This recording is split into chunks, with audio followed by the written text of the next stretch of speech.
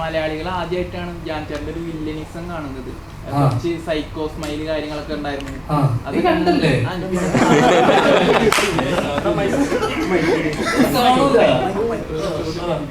അല്ല, അതാണ് ചോദ്യം തന്നെ.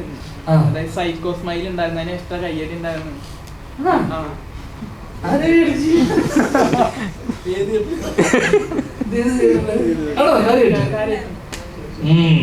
ഉണ്ടല്ലോ. അപ്പൊ അതിനെന്താ ഇപ്പൊ? അല്ല അതെ അതെ, എങ്ങനെ ഈ വില്ലേജ് എങ്ങനെ കാണിക്കുന്നു എന്നാണ് ചോദ്യം. ഇത് അറിഞ്ഞിപ്പോ എടാ അതൊക്കെ സംവിധായകൻ പറഞ്ഞുതരും.